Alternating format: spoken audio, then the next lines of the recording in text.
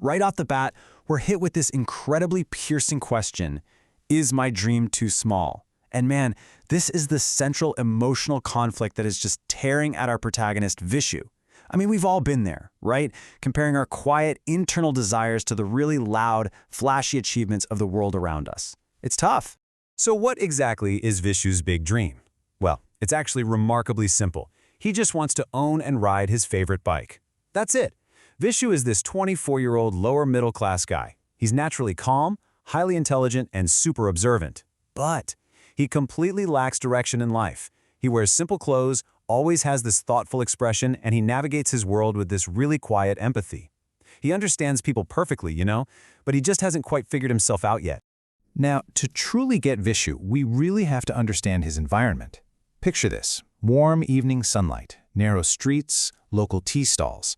It's this incredibly grounded place where the slow pace of rural life is constantly interrupted by the roar of motorbikes passing by. It's literally a daily visual reminder of modern aspirations just brushing right past traditional roots. Okay, let's dive into this crucial turning point. One evening, Vishu's friend Ajay rolls up on his bike and invites him out for tea in the city. This massive shift from a quiet, dusty village road to the bustling, chaotic energy of an urban cafe, this acts as the total catalyst for his entire internal journey.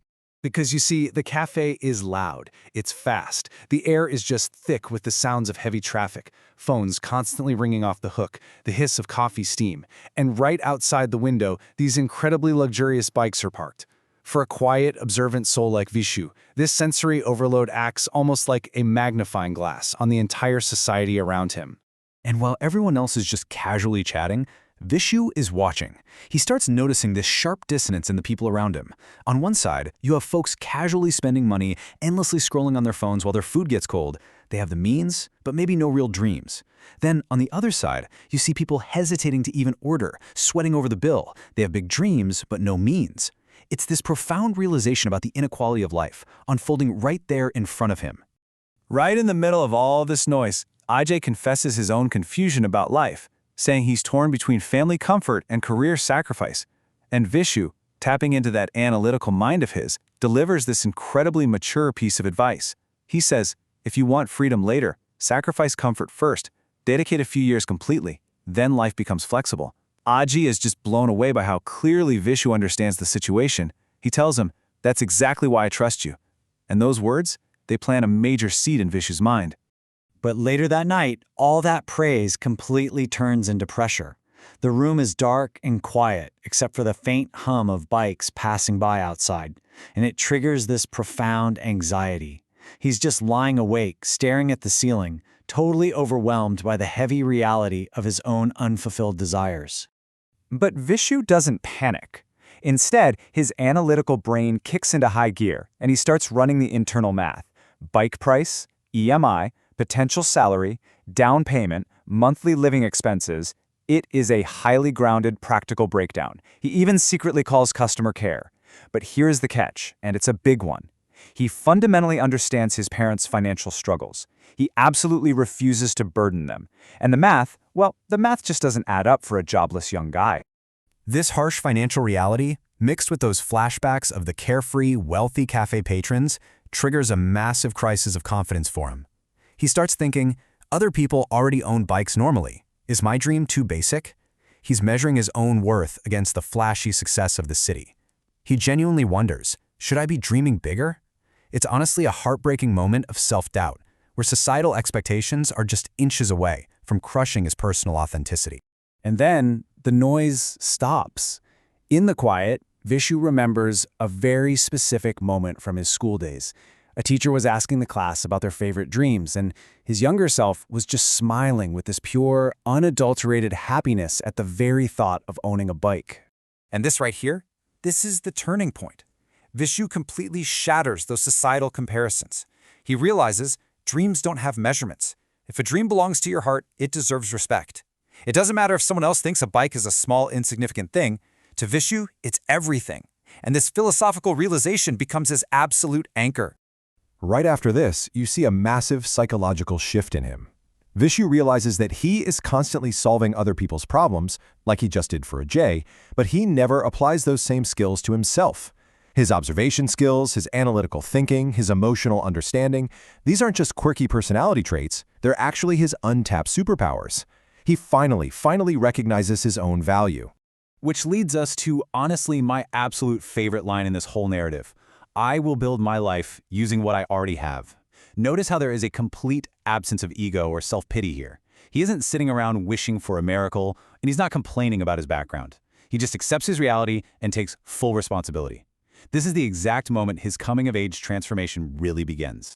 And from there, month by month, we watch his disciplined progress.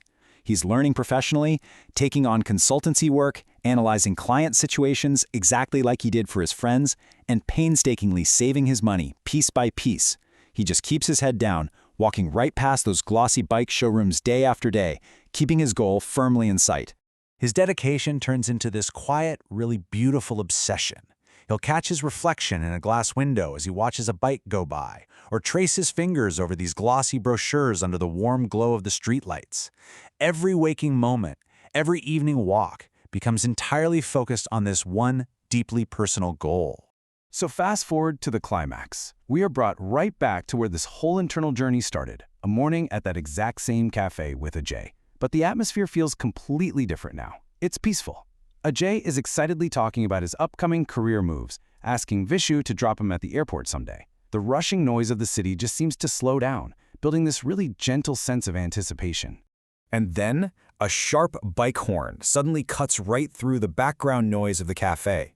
Ajay turns around, and there is Vishu, sitting on his brand new dream bike. Now, it's not the most luxurious model on the street, and it's certainly not flashy. But the expression on Vishu's face, that tells you everything you need to know. It is emotionally priceless. Ajay is absolutely floored, shocked, but so incredibly proud. Vishu just smiles this calm, knowing smile, looks right at his friend, and delivers this unforgettable line.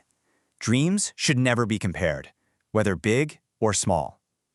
It is the absolute perfect resolution, because he didn't just buy a vehicle. He validated his own existence, his own timeline, and his own desires, entirely on his own terms.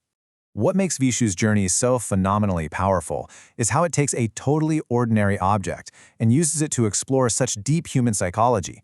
It teaches us that we have to respect personal dreams, actively recognize our own self-worth, and really cultivate emotional maturity. It's a reminder that every single human life carries a completely different struggle, and because of that, an entirely different definition of happiness. So I really want to leave you with this final provocative thought today. Take a look at your own goals right now. Are you measuring your dreams by the loud, flashy standards of the world around you? Or are you measuring them by what your heart truly desires? Take a page out of Vishu's book, look inward, find your hidden superpowers, and build your life with what you already have. Thanks so much for joining me on this incredible journey, and I'll catch you next time.